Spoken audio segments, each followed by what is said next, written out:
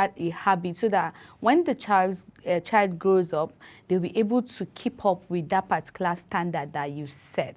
Because it's like gone are the days that we're making same dish every day. Every morning it's like you're going in with tea, breads and egg, or every lunch you're trying to make noodles, or you're trying to make jollof rice, or you're trying to make the child take cereal. Today we're going to be sharing some of these interesting recipes with you that your child will enjoy, even if they don't like it. You know, the way you package it, the way you arrange it, the combinations you have, and of course the ingredients you're going to be using to make those dishes will want that child try the food. So you're welcome to another interesting episode here on Lunch Global. I am Chung Annamel Joseph, and before we continue, let's just take a quick break and we'll be back shortly.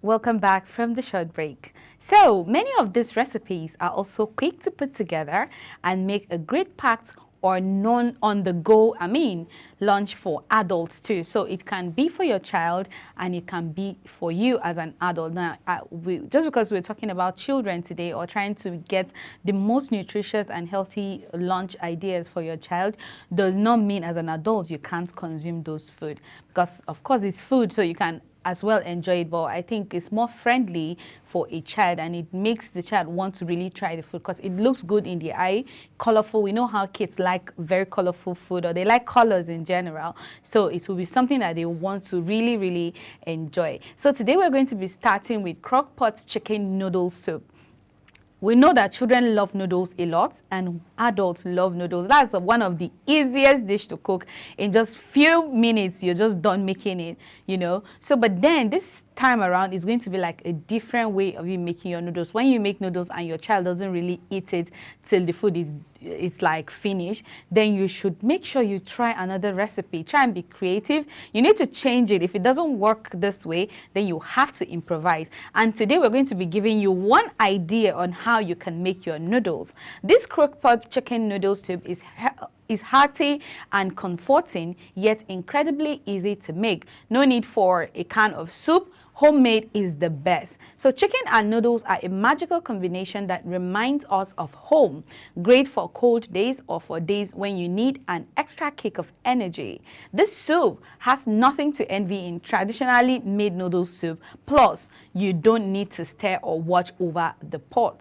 Quickly prepared, this soup cooks in the crock pot to a delicious and complete dinner. Chicken, onions, carrot, celery, noodles, fresh herb, and chicken broth are all it takes to serve a bowl of this homey and comforting meal. Now, try this and make it at home. Trust me, you're going to want to know more and other recipes that you can make your noodles special. Yes, we have a style. We make different recipes on how you make your style. But then, like me as a person, I like my noodles when it has a little bit of water. When I want to eat noodles properly, that's how I make it. But when I just want to just eat the noodles, you know, I make it dry. And I feel the noodle soup goes even better because it makes you enjoy. You eat it easily. And I think it's easily digest as well. And for your ingredient, you need your chicken pieces, you need water, you need your chicken broth. Then you have to make sure that you get the low sodium or unsalted chicken broth. Then you need your seasoning salt, you need your salt to taste as well, your black pepper. It can be freshly ground or you can just buy it in the market. Now it depends on, or the package black pepper. Then you need your onions, you need your carrot, you need your celery, then you need garlic, which is entirely optional because like it's not everyone who likes garlic. And for a child, I think garlic should not be like too much in their meal. Yes, you can use garlic, but you have to regulate it. Then you need your parsley, your dried basil, your bay leaf,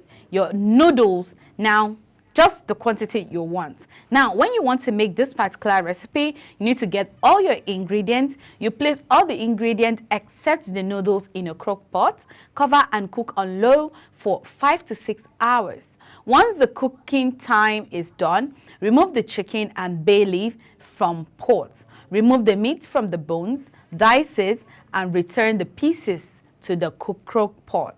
Now you add the noodles and cook on low for another 45 minutes to 1 hour. That's because why it's taking time. You know, people ask, why is it taking so much time to make noodles? Now you're making sure you're cooking it on a very low heat. You've already made sure that your vegetables, your chicken, everything is soft enough.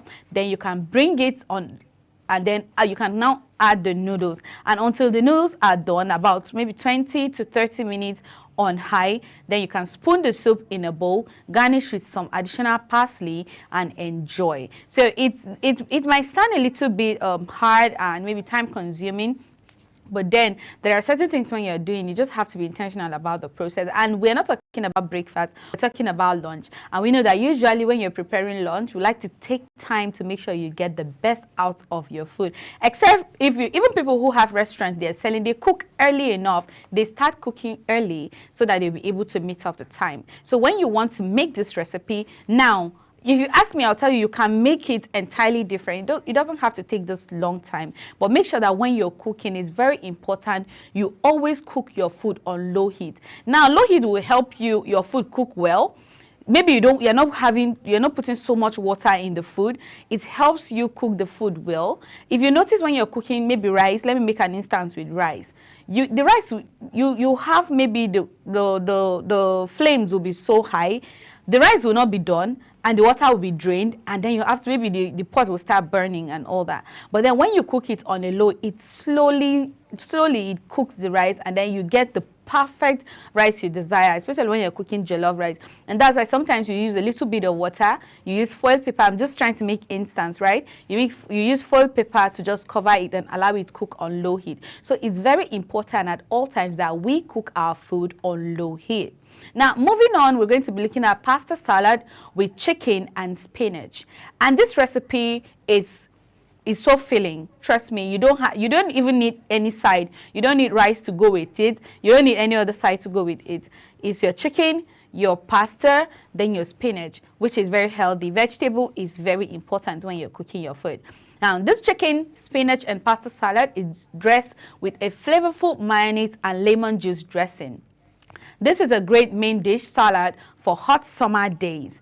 Use cooked leftover chicken, canned chicken, or a rotisserie chicken for this tasty salad recipe. The recipe is very forgiving, so feel free to change some of the ingredients to suit your taste. Spinach can be replaced with arugula or baby kale, and the onion can be omitted if you aren't a fan. So you can also use turkey or ham instead of chicken. Now, and for the ingredients, you need your dry fusilli or rotini pasta, you need your spinach leaf, you need your red bell pepper, your grape tomato or your cherry tomato, then you need your diced red onions, which is optional. If you don't want onions in your salad, it's entirely okay for you to omit it. Then you need your garlic, and you need your canned chicken, or if you have your grilled chicken or any chicken that works for you, then you can go in with that. Then you need your mayonnaise, your white wine vinegar, lemon juice, vegan or a flavored gourmet mustard, that's like basically to garnish. And then you need your ground black pepper, your dry leaf basil, then you need your salt to taste. But for me, I don't really like salt in my pasta salad. It's better maybe when you want to boil the pasta, you just add a little bit of salt to just get it much more tasty, because the mayonnaise already has taste. And a lot of times we want to mix our mayonnaise, and you know, you have lemon also add the flavor and of course the taste of the mayonnaise. So it's always important for you to even omit salt. I wouldn't even advise you to use salt, but if you have to, then you can use your salt to boil your pasta, so you get a little bit of taste, just to taste, you know, so it doesn't just come out bland like that. So for the process in making it, then you need to get all the ingredients at together, like you need all ingredient, which is very, very important. Then you cook the pasta in a boil salted water, following the package direction. So if you, but then I would say you should follow the package direction, because you know how you eat salt, but salt is not really good for your health, so you have to regulate it. Drain and rinse well, then set aside to cool. Meanwhile, chop the spinach leaf coarsely and dice the red bell pepper. Then you toast and the cold and drained pasta with the spinach, red bell pepper, tomato herbs, onions, garlic, and chicken. You combine all of this, maybe with the mayonnaise. You combine your mayonnaise, with wine vinegar, lemon juice, mustard, black pepper, and basil. And if you are the person who likes a little bit of ketchup in your salad, then you can add a little bit of ketchup. Then you toast the dressing mixture with the pasta mixture. Add more mayonnaise if needed, but if you don't like mayonnaise, just do it the way you want. Taste and add salt. If you want that, if there's not enough salt in the pasta, you can add a little bit, just a little bit of salt as needed. You can refrigerate for at least 2 hours before serving time for the best flavor, so that everything will just relate. There's just going to be this marry. Let them just marry. Let all the flavors sink into each other, so that you just get the best taste and, of course, the best flavor. Moving on, I'll be looking at pepperoni pizza sliders. Not like the regular pizza we know, not the regular cycled pizza. Now, this is entirely a different way. That's why I always say you have to be very creative when you're in the kitchen. If you do it this way, even when it works for you, it's always open. The kitchen is open for you to try new ideas. There are so many ingredients in the market, so many things that you don't even know. Sometimes we go to the market and we see something, I'm like, please, what do they use this for? Because like you've never even seen it. And sometimes I think if it's like vegetable, you can always try your vegetable. Anyhow you use vegetable in a food, it just works for you, except if maybe you don't like the flavor, or you don't like the taste or something. But I think we all know that vegetable doesn't take time to cook, so oftentimes you steam it, you stir fry them, because they don't really take much time to cook. And then this particular pizza is definitely high on the list of fun party food and a must-have for people who love to watch sports. But when you have a large group gathering, ordering in several pieces from the local pizza place can get expensive, and making your own can be time consuming. So sure, I know you will love a particular homemade pizza crust, but sometimes we will want those pizza flavors without all of the work. So turning the beloved pizza into sliders, however, is quicker, easy, and best of all, completely delicious as well. It's also a great activity to do with kids, since assembling the mini sandwich is fun and simple cooking project that little ones can handled with no problems. So children like to be engaged, and we all know that. Sometimes you won't even ask a child to do something, before they just want to start doing activities without even you inviting them to do that. So most of the time when you invite your child to join in the kitchen to learn, they're always eager. They want to do things. They see you doing things, and of course they also want to be part of those moments. And you can always bring your child in moments like this. It's okay for them to help you package it, assemble it all together, arrange all the ingredients the way you want them, and then it's easy for you. Before you know it, you're just done arranging everything. So for the ingredients, you need your slider rolls, you need your unsalted butter, you need your grated Parmesan cheese or Romano cheese, then you need your dry oregano, you need your garlic powder, your pizza sauce, your pepperoni, shredded mozzarella cheese, then chopped fresh basils. In making this pizza, you need to get all the ingredients, preheat the oven to 400 Fahrenheit, then in a small bowl, combine the melted butter, Parmesan or Romano cheese, dried oregano, and the garlic powder. You need slice the slider roll into half, then place the button halves on a baking sheet lined with pavement paper and brush with half of the melted butter mixture. Top each of the bottom herbs with a heaping spoonful of the tomato sauce, followed by the shredded mozzarella cheese. then 3 or 4 pieces of the pepperoni, and a pinch of the chopped basil. Then top the sliders with the other half of the buns and brush with the remaining melted butter mixture. Then bake the tray of sliders for 10 to 12 minutes or until the cheese has melted. And you can see this particular recipe is super easy. It's not time consuming. The only thing that might consume your time is bringing all your ingredients and prepping them.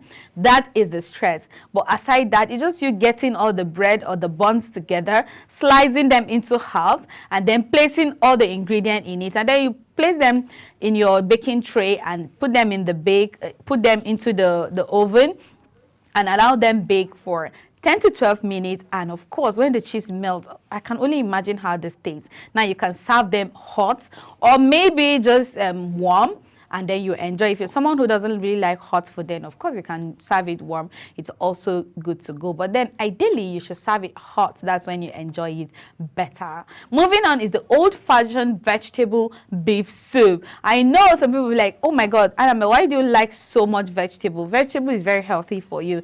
If you do not like vegetable as an adult, please don't deprive your child from eating vegetable, because you know we see result of these things as we age. It's growth that brings result. So when you don't do it now, it's entirely a problem. So this old-fashioned vegetable beef soup is a flavorful and satisfying dish that will feed a large number of people. Makes great leftover if you have some, and fits beautifully to have soup ready at any time. The combination of beef, vegetables, rice and potatoes cooked with a little fatty and smoky bacon drippings make this beef soup a little special and the perfect comfort food on a cold night. The recipe calls for onions, carrot, green beans, potato and rice, and can easily be adapted to your liking, substituting other vegetables or replacing some amounts with family favorites. Then serve this dish with biscuit or crusty bread on the side and a good amount of grated Parmesan cheese on top. So I'm going to be taking the ingredients again so that you'll be able to grab them. You need your bacon drippings or your vegetable oil. You need your beef shanks, or let me say your beef. You need cold water. Of course, you have to cook with water. Then you need your kosher salt to taste. You need your ground black pepper also to taste. Then your onions, your carrot, your fresh or frozen green beans, your red tomatoes, celery, and your diced tomatoes as well, your long grain rice, then your parsley. So when you have all of this together, you can now sit down and start making your dish. And in getting all of this together, you need to get all the ingredients, heat the bacon drippings or oil in a large Dutch oven or stock pot over a medium-high heat, then add the beef shank and cook, turning until well browned on all sides. Cover the beef with the water, then bring to a boil over high heat. Add the salt, pepper and onions to the beef pot. Cover and simmer for 2 hours. Add the carrot, green beans, potatoes, celery, tomatoes, and rice into the beef and onion mixture. Cover the pot and simmer for about 1 more hour. Remove the bones from the soup and pull off all the meat. Discard the bones, dice the meat, and add it back to the soup. Taste the soup and adjust the seasonings as needed. Then stir in the parsley. Then you can serve it hot, and then it's time to enjoy. Now, last on our list today on the whole recipes we want to share with you, for you to add it, make sure you add this to your kitchen list, your cooking plan or your meal plan. Please, you have to add it, because you know, gone are the days that you want to always eat swallow, you want to always eat jollof or fried rice. Yes, this is Nigeria, but we have to learn to eat healthy. You know, the other day I said it's not about eating to eradicate hunger. Let me not say eradicate hunger in the society. I mean in your house or in your stomach or in your body. You know, it's for you to eat and know that you're eating intentional and you're eating because you want to maintain good, healthy habits. Now, last on our list is a quick and easy vegan banana muffins. Now, this banana muffins, you know, it's for you not to waste bananas, because we know bananas don't really have patience. When you keep them for long, or even plantain, they tend to they tend to how would I call it, they become so soft, and maybe it feels as if it has spoiled something. But then, you know, all the time you have to improvise. What can you do differently than just eating the banana or making smoothies? You might not really like it in smoothies, so you can just convert it to make muffins with them. Some people make banana bread with them. Some people would decide and make like banana cake with them. But now today we're going to be talking about banana muffins. So the banana muffins are an ideal use of overripe bananas, just as I mentioned, and are greatly breakfast bites, snacks, and even desserts. And one top secret I want to share with you today: bananas are super healthy for you to eat for breakfast. If I were you, if I wake up in the mornings, I have bananas in my house, I'll be intentional about buying bananas. That'll be the first thing that goes into my stomach. Maybe after drinking water, or I'll eat my bananas and take water. If you try eating bananas every morning, trust me, for 2 weeks you'll come and just thank me. So and this particular recipe is easy to make with simple ingredients. These moist vegan banana muffins are also a nice base for fruit, nuts, and even chocolate chips. Mix and match your favorite add-on to make your version using this recipe. Eat these muffins warm with vegan butter and fruits for breakfast, nut butter for a protein-packed snack, or a scoop of vegan ice cream for a simple and delicious dessert. Vegan baking yields equally flavorful items without milk, butter, or eggs, and a few simple tricks can help you convert any traditional baked good into a delicious vegan version. And these muffins are no exceptions and don't even require egg replacers. This simple recipe is great for kitchen new babies as it comes together in one bowl and it's easy to bake with little cleanup. And for the ingredients, you need your ripe bananas, you need your oil or your soft vegan margarine, organic granulated sugar, all-purpose flour, salt, baking soda, chopped walnut, which is entirely optional. Now that is like for your toppings and all that. Then you need your sugar, and of course your sugar is optional. If you're not a sugar person, then you do not have to include sugar in it. Now in making it, you need to gather the ingredients. As usual, you preheat your oven to 350 degrees Fahrenheit and prepare a maybe 12 cups of muffins or the quantity you want. Tin either with liners or by lightly greasing in a large bowl. Mash 3 to 4 very ripe medium bananas with a fork until soft. You can add your oil or vegan margarine and of course your granulated sugar. Mix until creamy. In a separate bowl, combine the all-purpose flour, your salt, your baking soda until well mixed, and then you add the flour mixture to the banana mixture. Stir gently to combine. You should not over mix. The batter will be thick. If the batter is too dry and not malleable, then mash the remaining bananas and mix in it.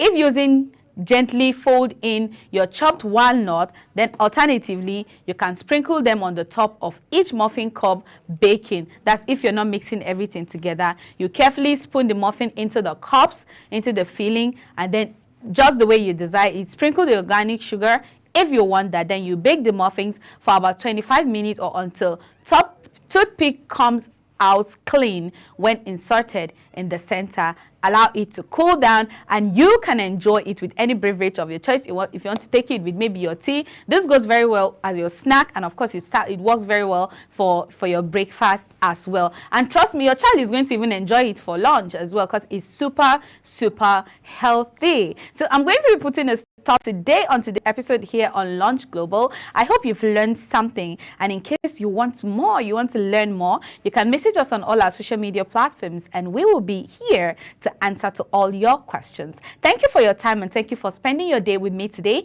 Enjoy your day and have a good weekend. Bye.